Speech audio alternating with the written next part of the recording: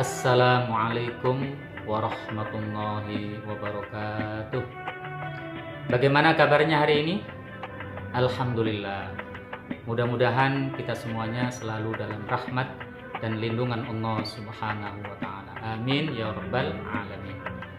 Anak-anakku, siswa-siswi kelas 6, kita pada pembelajaran kedua ini akan belajar tentang iman kepada hari akhir.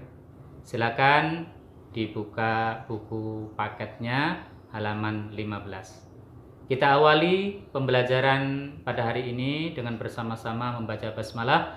Bismillahirrahmanirrahim. Iman kepada hari akhir adalah meyakini dengan sepenuh hati bahwa hari akhir atau hari kiamat pasti akan terjadi. Iman kepada hari akhir adalah termasuk rukun iman yang kelima. Makanya kalau ada orang yang ragu-ragu atau mengingkari akan terjadinya hari kiamat, maka orang ini termasuk orang yang keluar dari Islam, termasuk orang yang murtad. Na'udzubillah min dzalik. Hari kiamat itu mempunyai nama-nama lain. Yang pertama ada Yaumuz Zalzalah, hari kegoncangan. Bumi ini nanti akan digoncangkan sedahsyat-dahsyatnya. Kemudian Yaumul Ba'ts, hari dibangkitkan umat manusia yang ada di dalam kuburnya. Kemudian yang ketiga Yaumul Mahsyar. Yaumul Mahsyar adalah hari dikumpulkannya seluruh umat manusia dan jin bahkan di suatu tempat namanya Padang Mahsyar. Ada lagi Yaumul Fasl, ada lagi Yaumul Wa'id. Kemudian hari akhir atau hari kiamat ini tidak ada yang tahu kapan datangnya. Nabi Muhammad tidak tahu kapan datangnya. Malaikat Jibril juga tidak tahu. Malaikat-malaikat yang lain juga tidak ada yang tahu. Yang tahu datangnya hari kiamat adalah Allah Subhanahu wa taala. Hanya Allah yang tahu akan datangnya.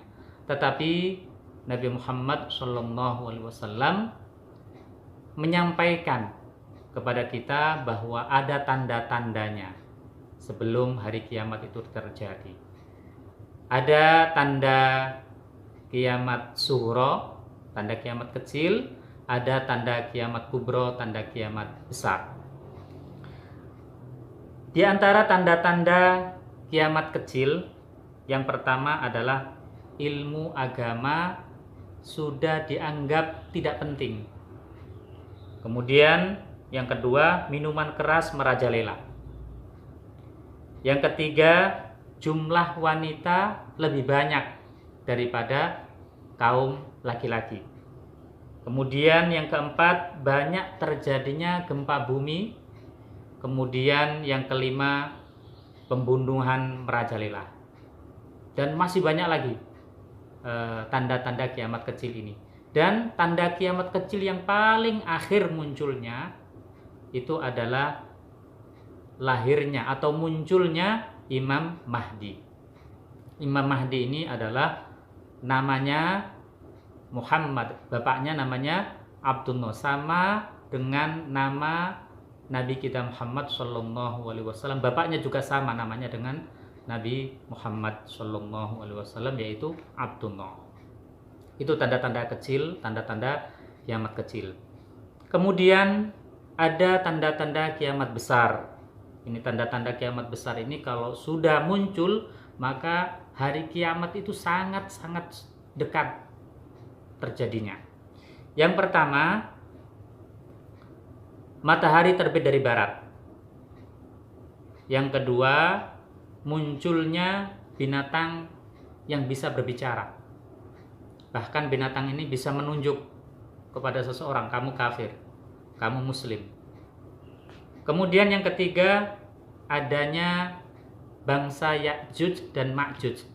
Bangsa Ya'juj dan Ma'juj ini adalah dua bangsa yang suka membuat kerusakan di muka bumi.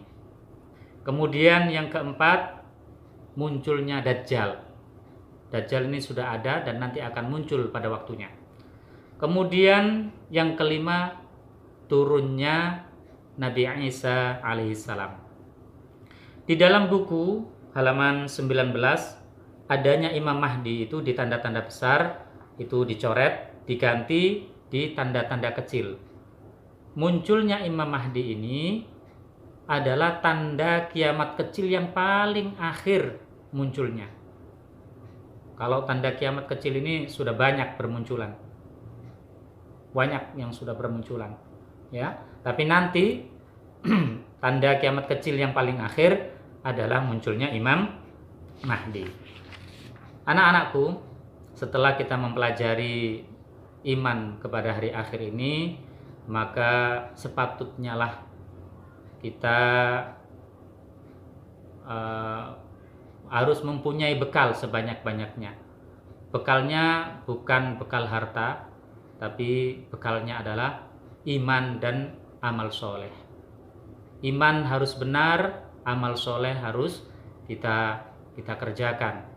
Memperbanyak amalan-amalan yang sunnah, ya, yang wajib kita kerjakan, yang sunnah kita perbanyak. Inilah sekilas tentang iman kepada hari akhir. Mudah-mudahan bisa difahami. Kurang lebihnya mohon maaf. Wassalamualaikum warahmatullahi wabarakatuh.